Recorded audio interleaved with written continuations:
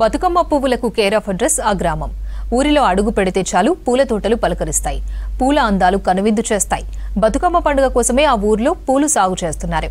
ఆ ఊరి పేరు చుట్టుపక్కల ఊళ్ళ జనానికి తెలిసినా దానికి బతుకమ్మ పూల ఊరనే పిలుస్తారు.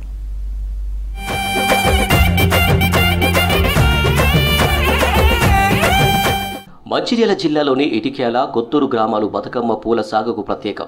ఇక్కడ బతుకమ్మ కోసమే బంతి, చామంతి, పట్టుగుచ్చు, గులాబీ పూల తోటలను సాగు చేస్తుంటారు. పండుగకు నెల రోజుల ముందే నారు పోస్తారు రైతులు. బతుకమ్మ పండుగ వచ్చినటికి పూలు చేతికొస్తాయి. సంప్రదాయ పంటలకు బదులుగా సీజనల్ పంటలను సాగు చేస్తున్నారు ఇక్కడి రైతులు.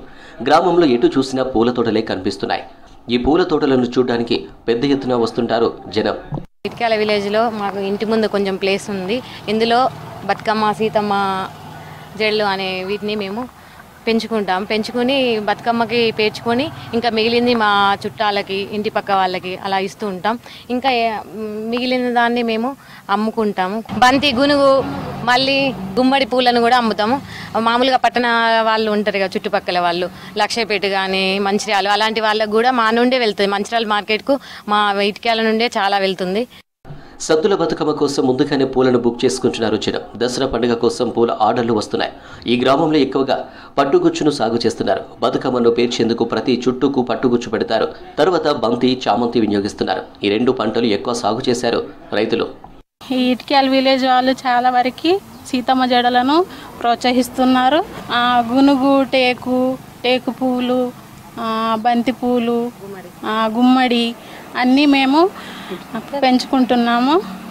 ఈ తెలంగాణకి బతుకమ్మ పండుగ పెద్ద పండుగ కాబట్టి మేము మా సాంప్రదాయం పరంగా ఈ సీతమ్మ జడలను మేము ప్రోత్సహిస్తున్నాము. మిగతా అందరూ కూడా ఇలానే ప్రోత్సహించాలి.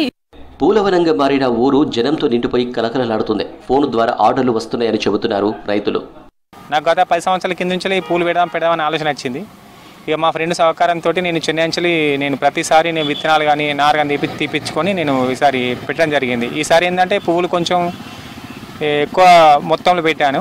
దాదాపున నేను సీతమ్మలైన బందైనా ఎకరం 10 నుంచి ఎకరం దాకా పెట్టాను. నాకు చాలామంది వచ్చి కస్టమర్లు వచ్చి బుకింగ్ చేసుకోవడం జరుగుతున్నది.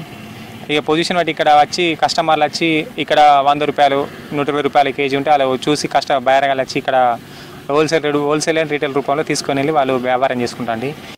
ఈసారి భారీ వర్షాలకు చాలా చోట్ల తోటలు దెబ్బతిన్నాయి. దీంతో పూల ధర కొండెక్కింది. 2 రోజుల్లో ధర మరింత పెరిగే అవకాశం ఉందని అంటున్నారు రైతులు.